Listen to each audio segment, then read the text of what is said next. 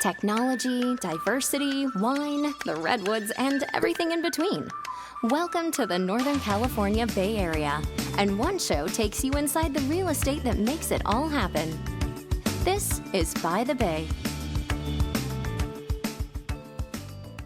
Hey everyone, and welcome back to another episode of By the Bay. I am your host, Dan Ancheta. I'm really grateful that you're here, wherever you're watching or listening to this. So please do like and subscribe, and appreciate you supporting the podcast.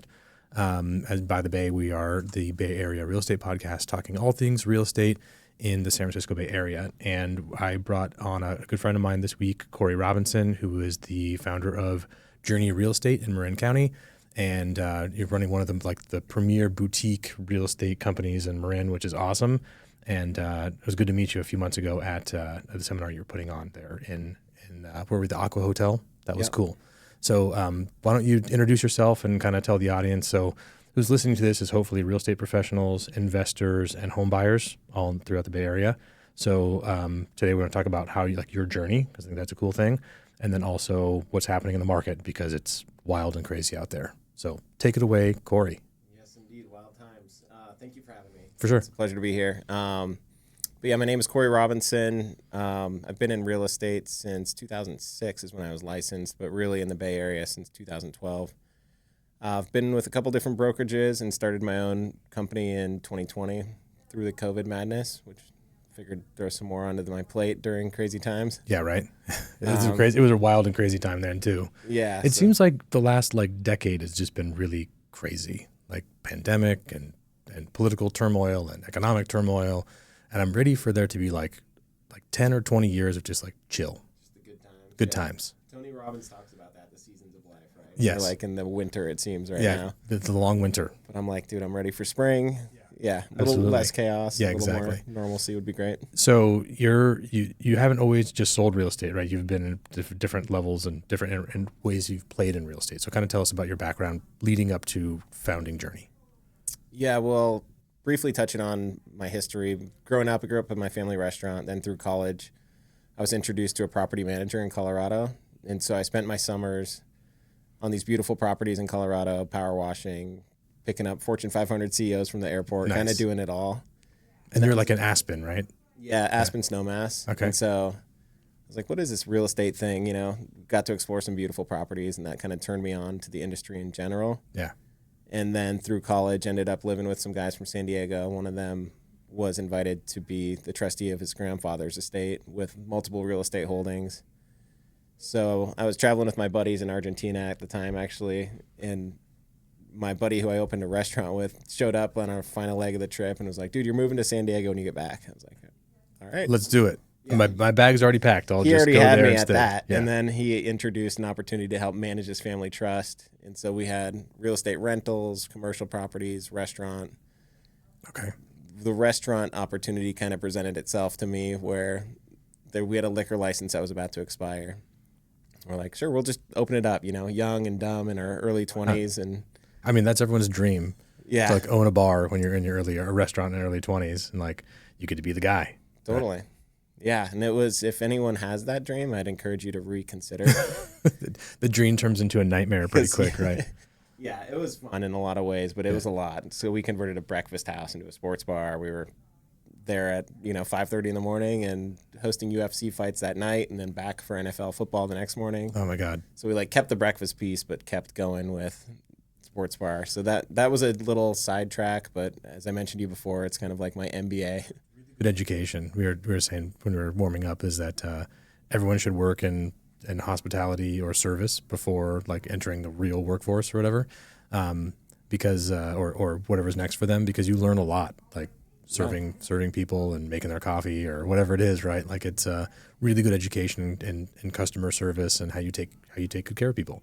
Totally. I still see a lot of parallels these days too. Like when you walk into a restaurant, you have a hostess greet you and say, "Hey, your table will be ready in 5 minutes." Right. And it's same with clients. If you just leave them hanging, Yep. it's It's not setting great. expectations. Not every deal or interaction goes perfectly, but if you set expectations hey, it's going to be a 30-minute wait, Yeah. and you seat someone in 20, that's a win. Just acknowledge them. If you say it's going to be, Let them know there's no right, update. it's going to be 5 minutes and takes an hour, they're probably going to be pissed. Yeah. Set real expectations. Communicate with them. Totally. Yeah. Okay, so then you wind up coming to Marin County. So yeah, and then I was kind of not in love with the restaurant at any given point, Yeah. and then trying to transition out. So I met my now wife. She decided she was going to move back to the Bay Area where she was from. Okay. And at that point, it was just kind of like chose the girl over the restaurant, and A good choice overall. Yeah, Yes. totally. I'm very happy with that decision. And wanting to get back to real estate too. So it was a good opportunity to get back here. I worked with one of the top agents in Marin County for my first year, my kind of baptism by fire. Okay. And you're like a junior for them, or what were you doing for that person? I was hired as the director of marketing, Okay. but that turned into everything. Right. Hosting open houses, meeting inspectors, Yeah. showings. That's how it works. Like a small team, right? Yeah.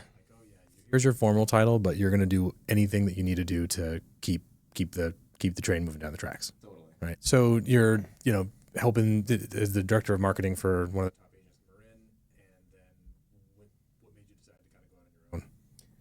I mean, the goal was always to go out on my own, and I put in my year, trained my replacement at the end of that year, and was excited to get out there. And then, year one, I wasn't one of those stories where I came out like top producer in the office. Right. It took a while to get some traction. It's kind of a longer game, especially being a Colorado boy. Yeah. Recently moved But to Marin. Like if I know lots of people who come out of the gates hot, and then year two is really bad and disheartening, and then they lose their drive because they're like, hey, I didn't do it. In year two was my sophomore year sucked, right? Yeah. And it's like you got to break through that, because year one you get lots of family and friends that want to support you, and you know what I mean. Like it's relatively, I won't say easy. It's because it's not easy, but you get some good momentum there, right? Yeah. But it's the long game, the daily stuff, the boring stuff that is not Instagrammable, right? Yeah. Like you licking envelopes to send out mailers. It's hard to, but it's part of the gig. It's part of the deal. Netflix isn't doing us any favors these days because it shows this glamorous Yeah, life. right. I'm like, dude, Like follow me around with a camera every day. Brian It's gonna be Serhant on his pretty helicopter. boring. Yeah, it's pretty boring. Like Yeah. I was like packing thank you boxes this morning, and it's part of the thing. It's part of the experience that we have here, but not the most glamorous Exactly. gig.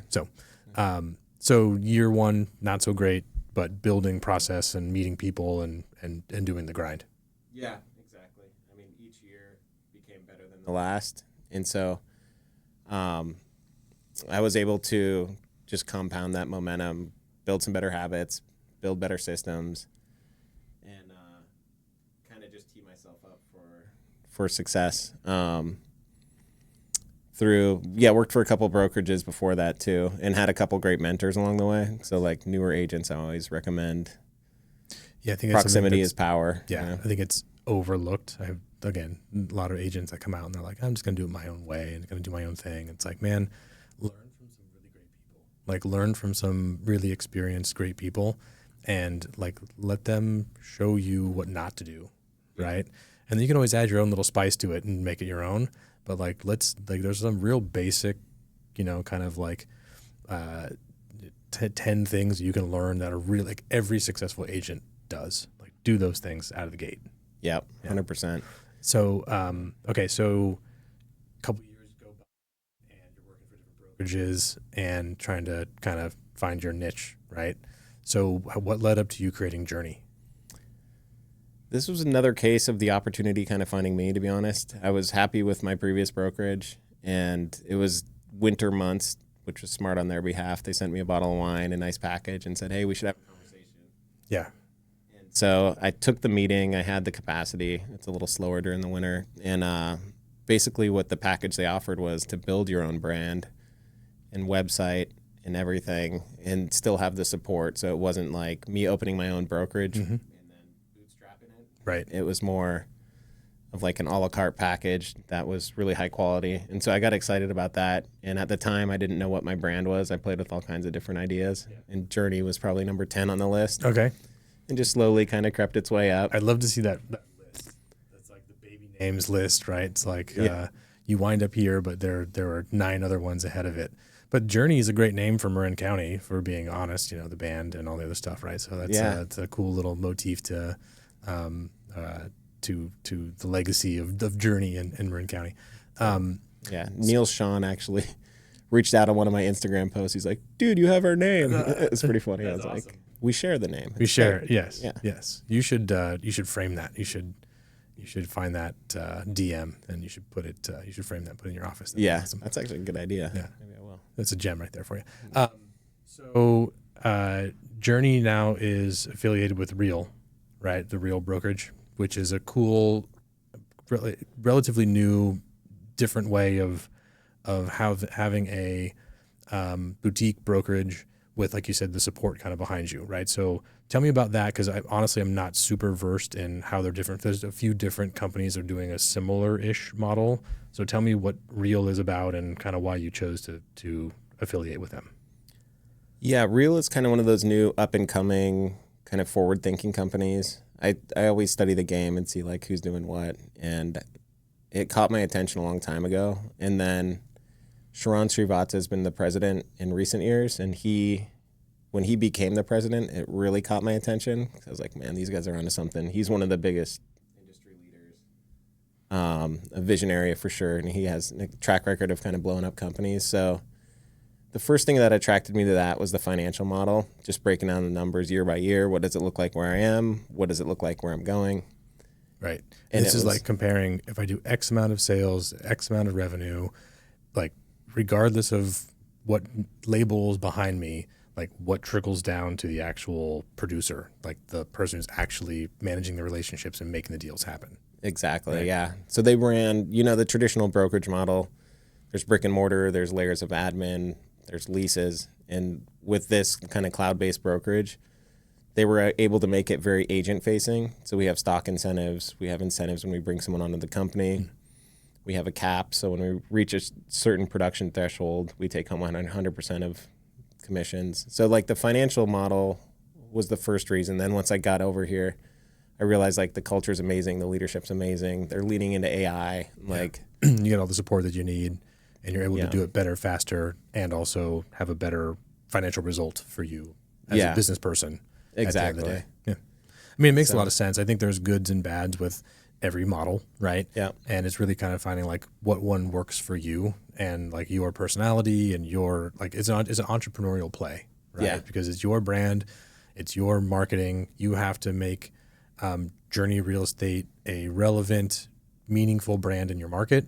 And you can't just like step into a big box brokerage that is doing that with national ads and other campaigns, right? So like you're giving up that aspect of it to have more local control and more like individual branding. But it's an interesting thing because we've did something very similar with Sequence where like we are affiliated with a larger entity that provides some of the back support for us, but it gives us the control of the local market, and we can control our marketing and advertising and our brand reputation.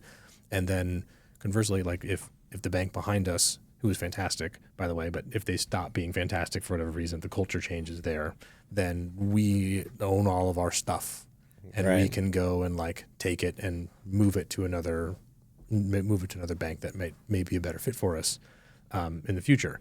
So it gives us like the leverage to own our stuff. Right? Yeah, like, it's the physically owning like the domain name and the email address. It's like basic stuff like that, but also like we're trying to make Sequence mean something in the marketplace, similar to what you're trying to do with Journey or doing with Journey. Yeah, it's like totally. It means something different. If you work with a Journey agent, that means something. There's a thing that's different there than working with anyone else. Yeah, right. Totally. So can you talk about like that culture? Because you have a small team, right? Yeah. And like talk to me like the culture that you're creating and what you're trying to do that's different than what everyone else is doing. Yeah, well, I guess I spent a lot of years sitting in sales meetings that were great at the time, but more like how to not get sued and how to do this contract and how to do that. But everyone held their cards really close to their chest, and there was less collaboration in the office in terms of what are you doing for marketing? How are you growing your business? What plays are working? Direct parallels to the mortgage world, right? Where it's like, oh, there's someone's secret sauce and they won't tell you. And it's like, yeah. Okay. And then on the contrary, I'm going to these Tom Ferry conferences, or I used to coach with Buffini, and it's like super collaborative. Right. And then when I saw like Real Brokerage, it's called One Real because it's like the whole community is collaborating, and we have different platforms where the best YouTubers in the country are hosting a YouTube mastermind once a month, and you can plug in the best FSBO, the best door knockers, whatever it might be. And however you want it, like, so you can learn from a subject matter expert that's actually out there doing it. Yeah. Right. Like at your seminar, Roland was there, right? And yeah, like, exactly. if you want to know how to do real estate, social media, like that works and gets results, like he's the dude to talk to. Totally. Like, nationally, he's the dude to talk to. Yeah. There's so many different approaches and plays that work. And I think for me, when we're hosting team meetings and stuff, we have some newer agents, and it's going through my business. What hurdles am I going over? What hard conversations am I having? And trying to like fast track their route to success. 100%. And support that. Yeah. So. I brought up a couple of like brand new people into the industry, and they literally sit in my office. You haven't been to the back of the building that we're in, but there's like 2 desks in my office. It's like the learning desk and my desk, and whoever is like my mentee at the time sits there for a year, and they listen to every conversation. They hear all the, they see all the background stuff. They see when I'm overwhelmed and frustrated, and we're celebrating wins. Like they see the whole journey, and then and then they get to like learn and kind of skip years of doing it on your own. Totally. And be like the fast track. It's the carpool lane, right? To get as quickly as you can to being self-sufficient, self-sustaining, self-sourcing your own business. Because it's hard. Like you have to create new relationships, and you have to find clients and create those systems. And like, well, I can teach you how to do all of that stuff pretty quickly, but it's hard to do that if you're only here once a week. Yeah. Right. Totally. So it's like get in here and like be immersed in it fully. Totally. And that's worked out pretty well. Yeah, and I was lucky enough to have a really good mentor coming into where we shared an office, and I sat there and I heard scripts and dialogues and what challenges. And so I was also the beneficiary of that and wanted to kind of pay it forward. 100%. I would bet you if we like were to poll like the top 10% of producers in mortgage and real estate, there would be a very high percentage of people who said I sat in an office or I sat outside a top producer's door and I heard all of the conversations and I looked at all their deals. Because if you're getting started, you might look at 6 contracts a year. Yeah. Right. But if you're working with someone, if your mentor is someone like you're looking at like 6 or 8 a month. Yeah. Right. And you just get 12 years of experience in 1 year as opposed to doing it on your own. It's like, I can just accelerate you through this. It's all about reps. Yeah. Yeah. Put in the reps. You get in early and it's this imposter syndrome and I don't know what I'm doing. Yeah. And I tell like the newer agents, just leverage the we, right? Like we work on a team. We have access to top agent network because we're in the top 10%. You leverage the we whenever you need it. And they do have my full support when they're going through a transaction. So. Totally. And I think also the benefit is that if you have one of your newer agents that's making the buyers are making an offer and the listing agent, like you're going to screen that for them and be like, oh yeah, I know that guy. Like I'll call him. Let's call him together. Yeah. Totally. And like you can use my rep. I've built a reputation. I have cred. Like let's use it. Yeah, and there's so much value to that too, because 100%. The better agents are communicating more. Yep, they're more collaborative. So like, we'll get a call back in cases where someone that's out of area agent or so and so's aunt, might not get that call back even if they have a higher offer price. It makes a lot of sense. Constructive. Absolutely. So. Okay, so kind of let's pivot from that and go so family's here. So you're in San Diego. You meet your now wife, and she's like, "Hey, I'm moving home." And you're like, dope. I'm out of the restaurant business. I'm moving to Marin County. And you guys have a family. You have 2 young kids. 2 daughters, 7 and 10. Nice. So when we were in San Diego, we were young and partying and having fun, and moved up here, and it was a little bit slower. Yeah, 100%. And so we lived in Larkspur for a while. We lived in Petaluma for a while. Okay, nice. Landed back in Novato, but it's been fun. This has been a great pace for being a Colorado native. Mm-hmm. I didn't know anyone. I feel like that's a competitive advantage. A lot of people are like, I've lived in the same place forever, which there is something to that, but I don't come in with any biases around like schools or neighborhoods. Like I'm able to kind of see it for what it is. It's so funny. My wife is from the Fresno area, and she's like, I meet someone new. They're like, oh, you from Petaluma? Like, yeah. I'm like, what high school did you go to? It's like the first question that people ask. Yeah. It's just a very like Northern California thing that people do. But, they'll ask her to like, you live in Petaluma? What high school did you go to? It's like, I'm from Fresno. So, but it is a very funny, like it's a small community, but it's also, there's a lot of people. And then when you get into a market like real estate, like it's a very small community. Yeah. Right. So like having that, like we said earlier, like having that reputation to go back on is really, really important. Okay, so you guys settled in Novato, and that's where the office is? Yeah. That's where you guys are headquartered? Totally. So Nice. I do a lot of business in Marin Keys neighborhood, Okay. which is the waterfront community down there. Great area. And so I drove past this building hundreds of times. I'm like, man, I should probably call. So kind of serves as a billboard for that community too. Meeting space. We have kind of just open concepts. Yeah. So we'll host trainings. And That's great because it's like a one in, one out to get into Marin Keys, right? You Yeah, go totally. through there. There's like a one road that leads out there. So if you're on that stretch, people kind of have to see you. Yeah, Yeah.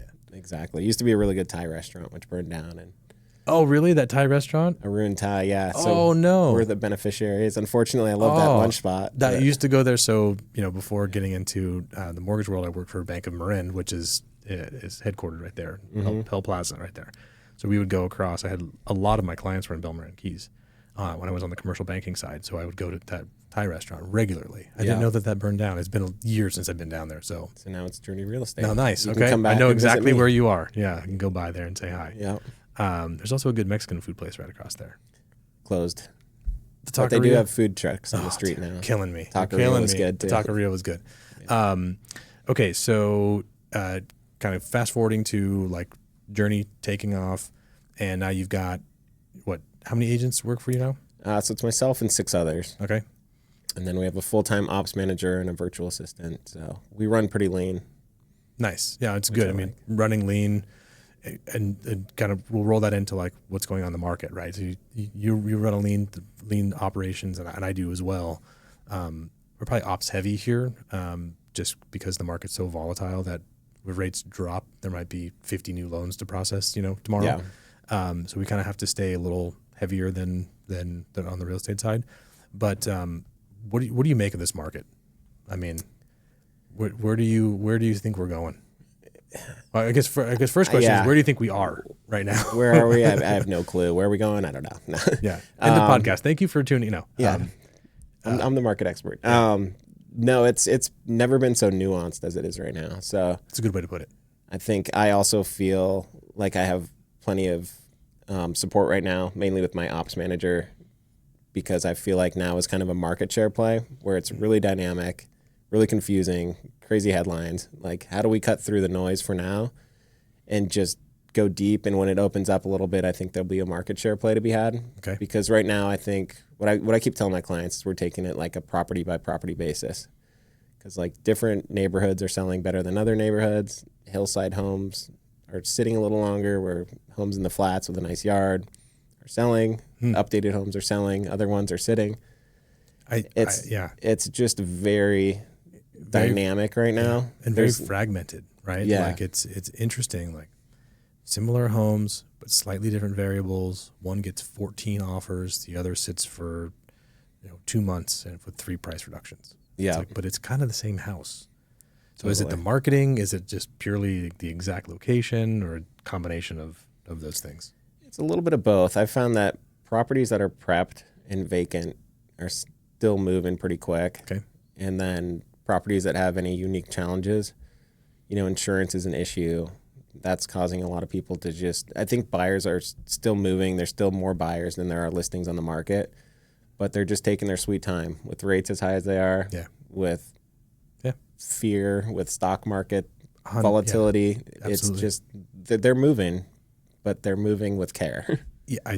Unlike COVID, where you just were like, fuck it. Yeah, Here's an go. offer. Yeah. Like, shoot as high as you can.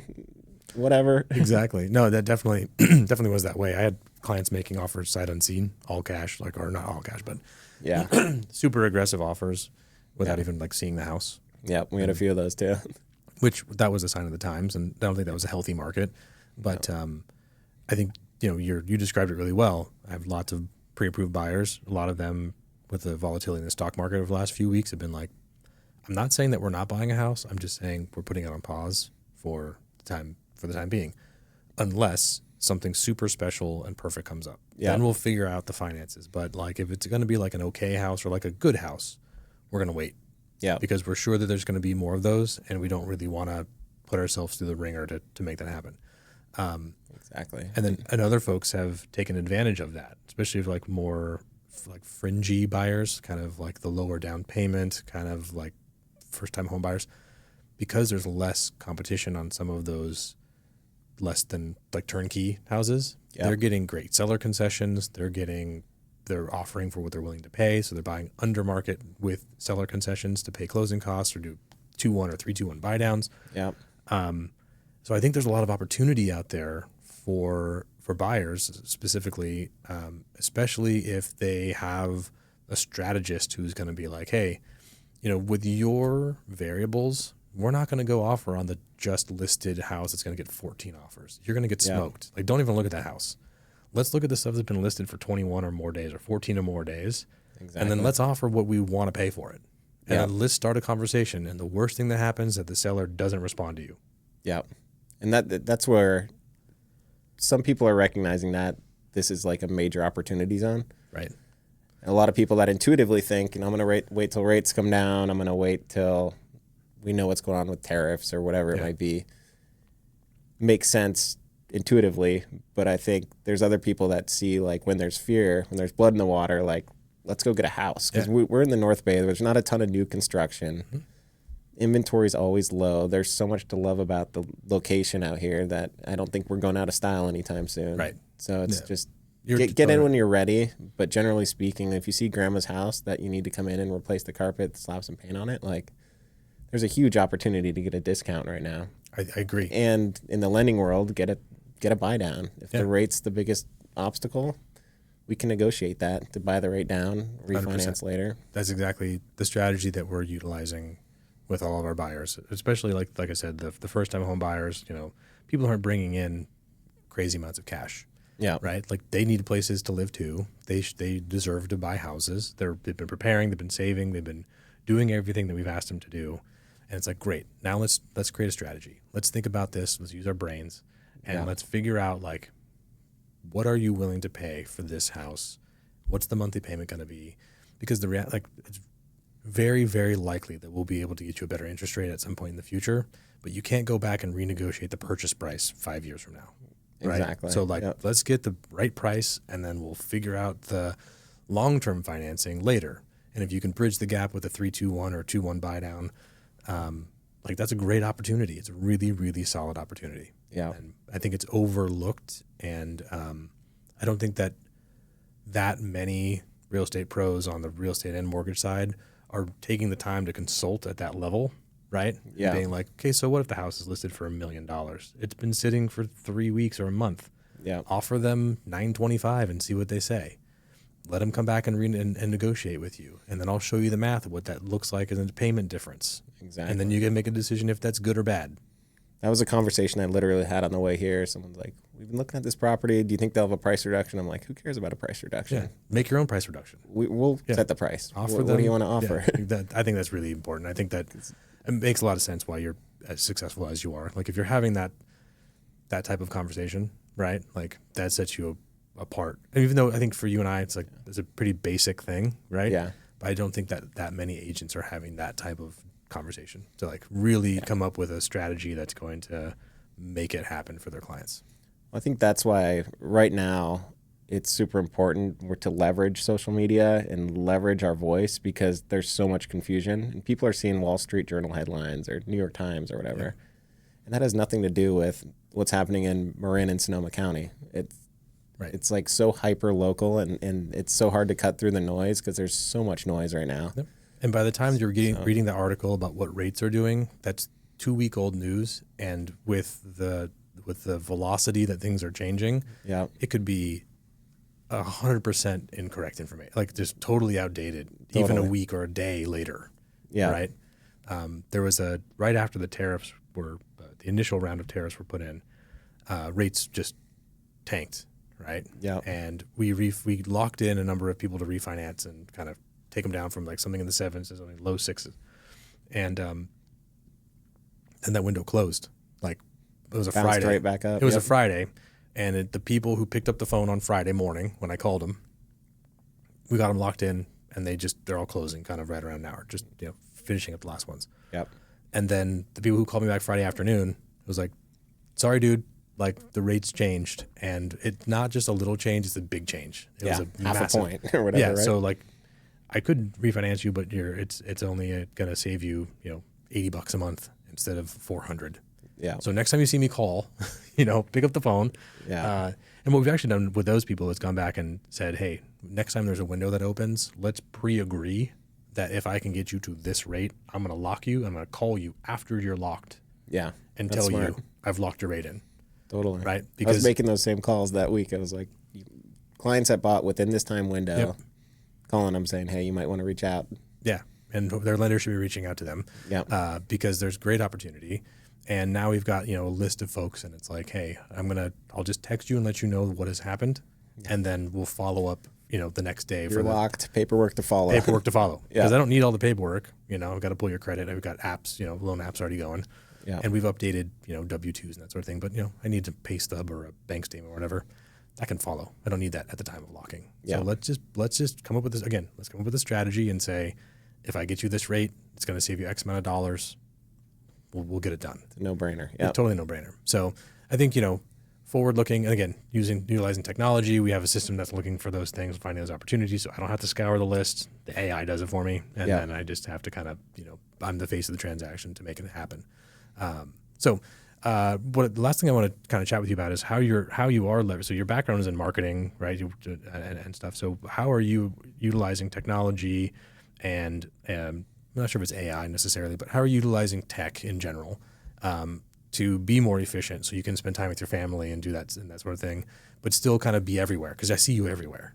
So tell me what you're doing. Yeah, well, I love technology. I've learned to love social media. It's a love-hate kind of thing. But we are always kind of looking for the best tools and technologies that I can plug in and have my team leverage as well.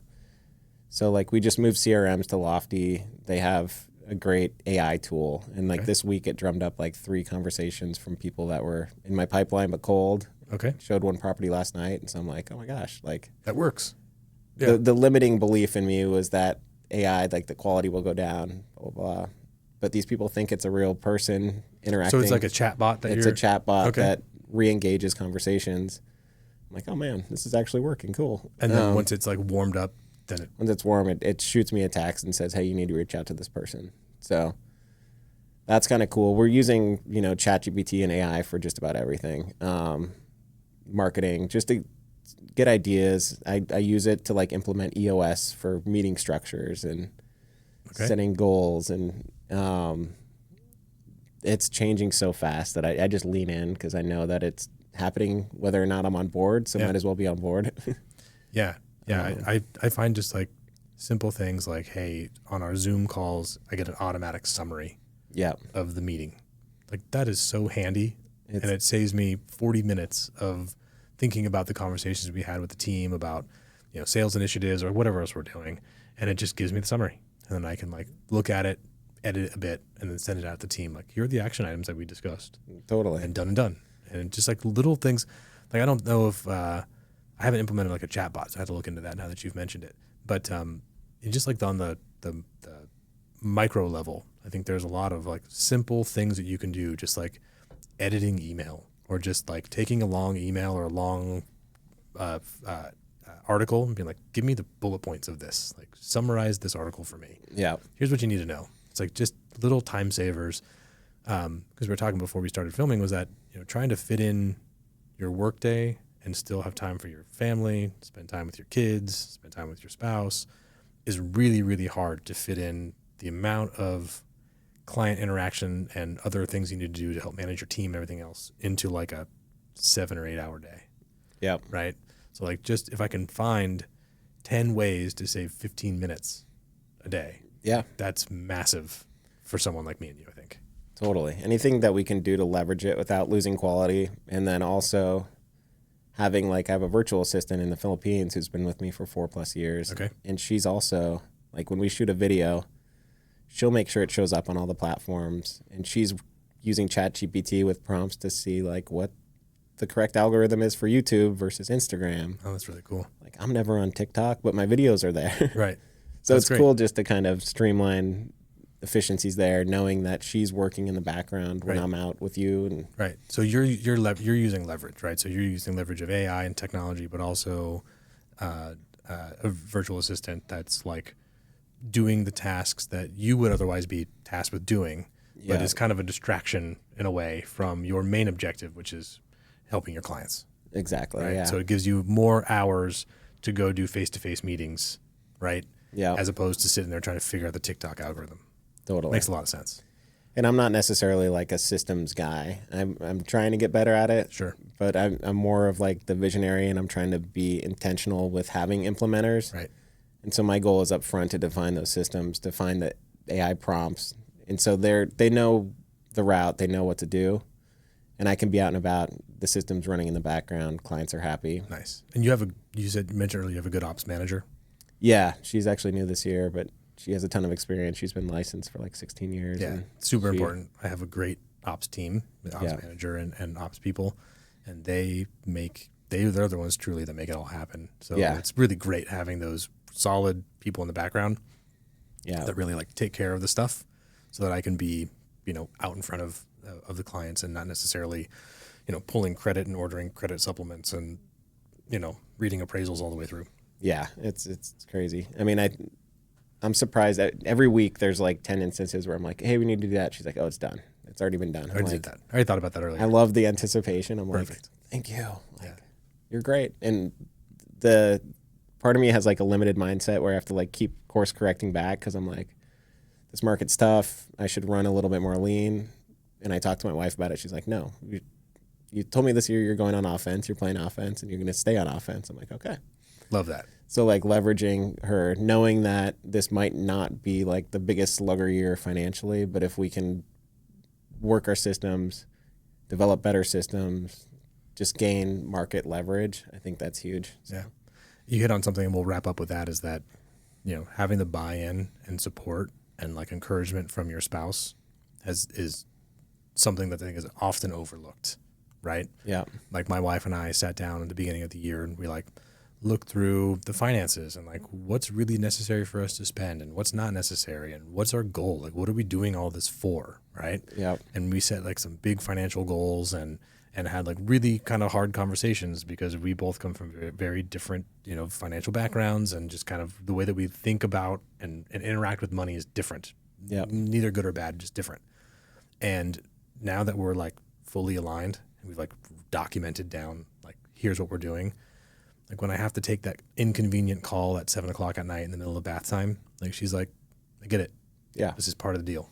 Totally. Great.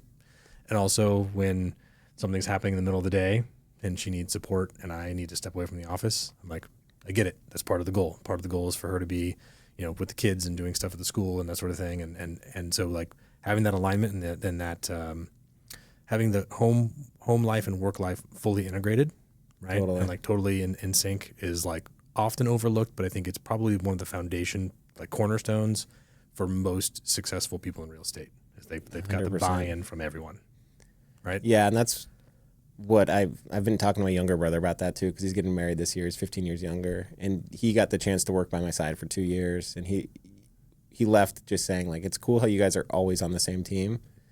And a lot of couples, it becomes like, he's doing this, they're doing that. Yep. Like, I'm jealous because she gets to hang out with the kids all day and I'm working or whatever. But it's cool to have a spouse that just supports everything I'm doing. I support her. I'll drop things and go get the kids if I need to. And then I guess one thing maybe worth mentioning is we have a gratitude practice at night, which I think has been such a fundamental thing that improves our relationship, where we lay in bed with the kids and we talk about our day briefly, and then we go through three things we're grateful for.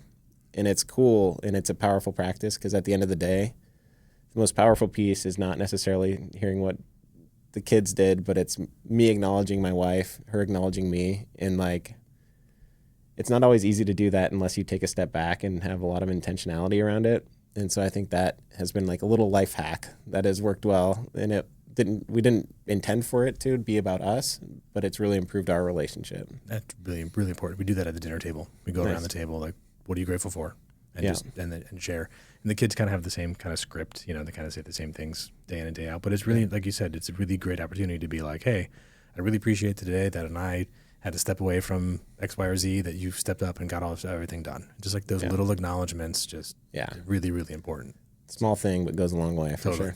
I think that's where we should end it. Like really being in alignment, sharing gratitude, especially with your spouse or significant other, and like making sure that your work, your life, family is all connected and on board so that you can do what you need to do to grow your business and continue to thrive, and your family still has all the support and time and attention that they need from you and from your wife. So it's really a beautiful way to end that. And thank you for being on the podcast, man, and looking forward to doing it in the future. Yeah, thanks for having me. It was Sure. fun. I'll make sure that all of your socials and stuff and the TikTok that you don't go on is in the show notes, and people will be able to get a hold of you. I like it. Thanks, Corey. Appreciate Thanks, being man. here. Yep. Right on. See ya.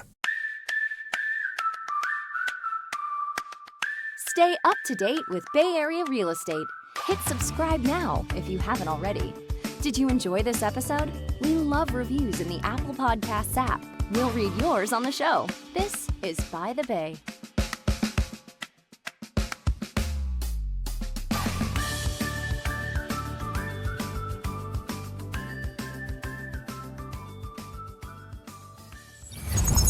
Lend an Ear Media.